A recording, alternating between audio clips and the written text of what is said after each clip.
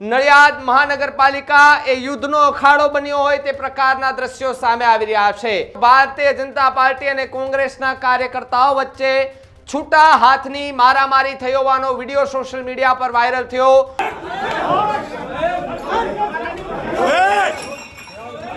એટલે આ રીતે અમારે ત્યાં થોડી ઝપાઝપી થઈ એટલે પછી સાહેબે તરત જ કીધું કે ભાઈ તમે બધા પોલીસ સ્ટેશન આવો।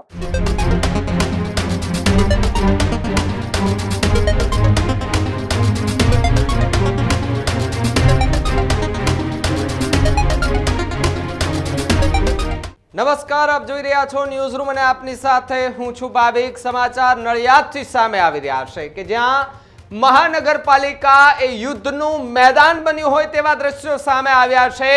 નડિયાદ મહાનગરપાલિકા એ યુદ્ધનો અખાડો બન્યો હોય તે પ્રકારના દ્રશ્યો સામે આવી રહ્યા છે કે જેની વાત કરવામાં આવે તો ભારતીય જનતા પાર્ટી અને કોંગ્રેસના કાર્યકર્તાઓ વચ્ચે છૂટા હાથની મારામારી થઈ હોવાનો વિડિયો સોશિયલ મીડિયા પર વાયરલ થયો। કોંગ્રેસ દ્વારા અગાઉ ભ્રષ્ટાચારને લઈ એ આવેદનપત્ર આપવામાં આવ્યું હતું। સાથે જ જો વાત કરવામાં આવે તો આવેદનમાં તપાસ એ કેટલે પહોંચી તેનું પૂછવા જતા બબાલ થઈ હોવાના દ્રશ્યો સામે આવ્યા છે। કોંગ્રેસના કાર્યકર્તાઓ અને ભારતીય જનતા પાર્ટીના કાર્યકર્તાઓ વચ્ચે બબાલ થઈ હોવાની વિગતો નડિયાદના ડીવાયએસપી અને ટાઉન પોલીસ સ્થળે પહોંચી મામલો જે છે તે થાળે પાડ્યો હોવાની વિગતો પ્રાપ્ત થઈ રહી છે। તો સાથે જ જો વાત કરવામાં આવે તો જે પ્રકારે કોંગ્રેસ દ્વારા ગંભીર આરોપ લગાવવામાં આવ્યા હતા નડિયાદ મહાનગરપાલિકા કે જ્યાં એ કહી શકાય કે ભ્રષ્ટાચાર મામલે આવેદન પત્ર આપવા માટે ગયા હતા, તે તપાસ ક્યાં પહોંચી તે તપાસની વાત કરતા સમયે ઉગ્ર બોલાચાલી થઈ, દલીલો થઈ અને પછી ત્યાં ઉભેલા ભાજપ અને કોંગ્રેસના નેતાઓ વચ્ચે બોલાચાલી બાદ ઝપાઝપી થઈ હતી। હાથમાં જે આવ્યું તે લઈને માર મારવામાં આવતા હતા। આમને સામને માર મારવાનો વિડીયો પણ સોશિયલ મીડિયા પર સામે આવ્યો છે।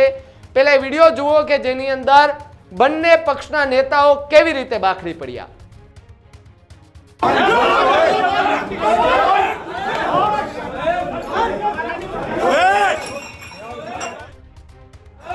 રાજન મારે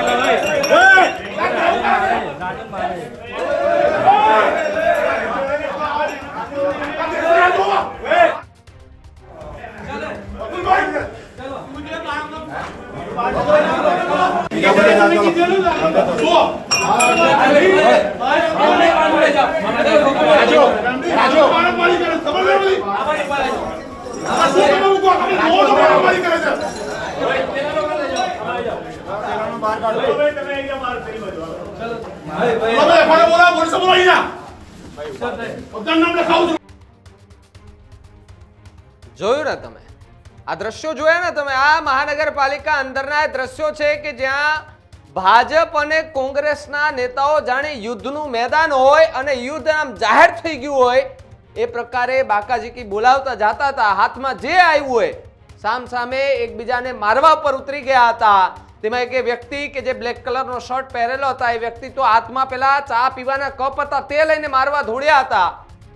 હવે ભ્રષ્ટાચારના જે આરોપ લાગ્યા ત્યારબાદ તપાસની વાત કરાય, તપાસ ક્યાં પહોંચી એ પૂછવા માટે કોંગ્રેસ આવે છે એટલે બંને વચ્ચે બોલાચાલી થાય, વાંક બંનેનો છે અને એ બોલાચાલી એટલી ઉગ્ર બને છે કે પછી એ યુદ્ધનું મેદાનમાં યુદ્ધ હાલતું હોય ને એ રીતના દ્રશ્યો સામે આવીએ।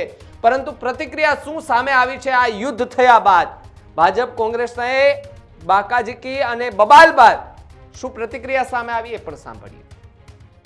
પરિચય આખી ઘટના શું બનેલી, કઈ જગ્યાએ બની? મારું નામ રવિ કાનજીભાઈ પરમાર, એડવોકેટ સામાજિક કાર્યકર છું।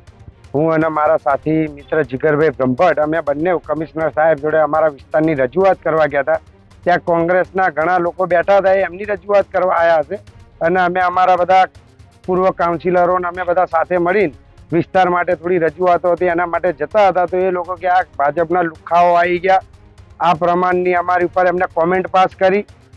એમાં હાર્દિક ભટ્ટ હતા, પછી રાજુ રબારી, એમની જોડે 8-10 બીજા એમના મળતિયા હતા કોંગ્રેસના અને અમારી જોડે અજયભાઈ પરમાર હતા, એ અમારી જોડે હતો, મારો ભાઈ છે એ બી જોડે આવ્યો હતો। તો કે એની ઉપર ખોટી કોમેન્ટ પાસ કરી, જાતિ વિરેક શબ્દ બોલ્યા ગયા, ઢેડા ચામડિયાઓ કહે છે એમને શું કામ છે આ રીતનું। એટલે આ રીતનું તો અમે કીધું લોકશાહીની અંદર આ રીતના પ્રયાસ કરવા એ ખોટું છે। એટલે આ રીતે અમારે ત્યાં થોડી ઝપાઝપી થઈ એટલે પછી સાહેબે તરત જ કીધું કે ભાઈ તમે બધા પોલીસ સ્ટેશન આવો અને જે ઘટના બની છે એના વિરુદ્ધ તમે આ લોકોને કાયદેસર કાર્યવાહી કરીને એમની ઉપર પાકી ફરિયાદ સાહેબ લે અને બધાને એરેસ્ટ કરે એવી અમારી માંગ છે. તો જે પ્રમાણે આખું એ ધમાસાણ થયા બાદ પ્રતિક્રિયા સામે આવે, પ્રતિક્રિયા બાદ પ્રતિક્રિયા ઉતરો કહી શકાય ને કે ભાઈ આરોપ પ્રત્યે આરોપો લાગે, જે પ્રમાણે આખું ધમાસાણ થયું તેની પાછળનું મુખ્ય કારણ કે તે બોલાચાલી થઈ, આરોપ પ્રત્યે આરોપ લાગ્યા. અને સ્વાભાવિકપણે કે બોલાચાલી ત્યારે જ થાય કે જ્યારે કંઈક વધારે પડતું બોલાઈ જાય. હવે ભાજપના કાર્યકર્તાઓએ વધારે બોલ્યો છે કે કોંગ્રેસના કાર્યકર્તાઓએ વધારે બોલ્યો છે ખબર નથી, પરંતુ જ્યારે રાજકારણ આમને સામને ટકરાય છે ત્યારે આ પ્રકારના દ્રશ્યો સામે આવે છે ત્યારે કોંગ્રેસે કેવા ગંભીર આરોપ લગાવ્યા હતા, આવો એ પણ સાંભળ્યું. જય મહારાજ, હું હાર્દિક ભટ્ટ, નડિયાદ શહેર કોંગ્રેસ પ્રમુખ. આજે અમે લોકોએ 28 ગયા મહિનાની 28/8 એક મહાનગરપાલિકાના ડેપ્યુટી કમિશનરને કરોડો રૂપિયાના પીએફ અને લઘુત્તમ વેતન, ગ્રેજ્યુટી, બોનસના કૌભાંડ બાબતે રજૂઆત કરતો એક પત્ર લખ્યો હતો. એની અગાઉ અમે લોકોએ લખ્યો હતો. લગભગ 3 મહિનાથી આ પ્રક્રિયા ચાલે છે અને આજે અમે તેઓને મળવા ગયા હતા લગભગ 12:15 આસપાસ. એની સાથે મારી નડિયાદ કોંગ્રેસની બધી ટીમ પણ હાજર હતી. અમે ગયા હતા કે અમે જે રજૂઆતો કરી છે તેના ઉપર શું તમે એક્શન લીધું, તેના શું પરિણામ આવે. અમે જ્યારે રજૂઆત કરતા હતા જે વખતે, ત્યારે તેઓની ઓફિસની અંદર ભાજપના પૂર્વ કોર્પોરેટરો અને કોન્ટ્રાક્ટરો દ્વારા અચાનક હુમલો કરી દેવામાં આવ્યો છે. ગમે તેવી ગાળો બોલવામાં આવી છે અને પંકજભાઈની વિરુદ્ધ બોલશો, પંકજભાઈની વિરુદ્ધ લખશો તો આ જ પરિસ્થિતિ થશે, તમારા પગ તોડી નાખીશું, તમારા માથા તોડી નાખીશું. એ લોકો તૈયારી સાથે જ આવ્યા હતા. બહાર અમારા કોંગ્રેસના કાર્યકર રાજુભાઈ, માલધારી સેલના પ્રમુખ છે, તે ઊભા હતા. તેમની પણ પરવા કર્યા વગર એ લોકોએ અમારું જે બહાર ટોળું ઊભું હતું તેની ઉપર પણ હિંસક હુમલો કરેલ છે. અને અત્યારે પોલીસ સ્ટેશનની અંદર જાતિવાચક તમે અમારા વિરુદ્ધ શબ્દ બોલ્યા છો એ રીતના એફઆઈઆર નોંધાવવા માટે એ લોકો ગયા છે. પરંતુ અમે દરેક વિડીયો અને અમારું જે ઓફિશિયલ પેજ ઉપર જે લાઈવ કરવામાં આવ્યું હતું કે એ લોકો જ્યારથી આવ્યા હતા, અમારી રજૂઆત થઈ છે, આ બધી જ વસ્તુ અમે લોકોએ ફેસબુકના માધ્યમથી એસપી સરને, ડીવાયએસપી સરને, પીઆઈ સાહેબને બધાને મોકલી છે.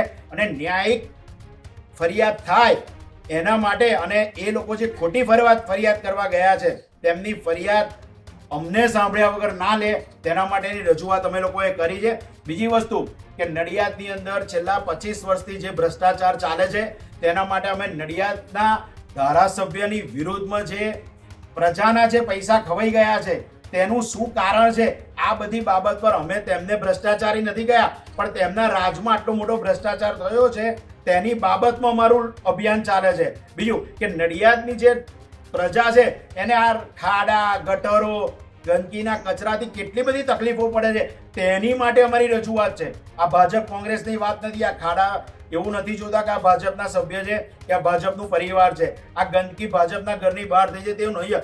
અમારી નડિયાદ ફર્સ્ટ, નડિયાદ આગળ વધે, નડિયાદ ચોખ્ખું રહે એના માટેનું જે અભિયાન હતું તેના માટે આજે ડરાવવા, હુમલો કરવા માટે અમારી ઉપર આ લોકોએ મહાનગરપાલિકાની અંદર અને ડેપ્યુટી કમિશનરની સામે આ લોકોએ જે રીતના હુમલો કર્યો, જે રીતના ગાળાગાળી કરી છે તેનો અમે સખત વિરોધ કરીએ છીએ અને અમે લોકો પણ એની વિરુદ્ધ ફરિયાદ આપવા જવાના છે.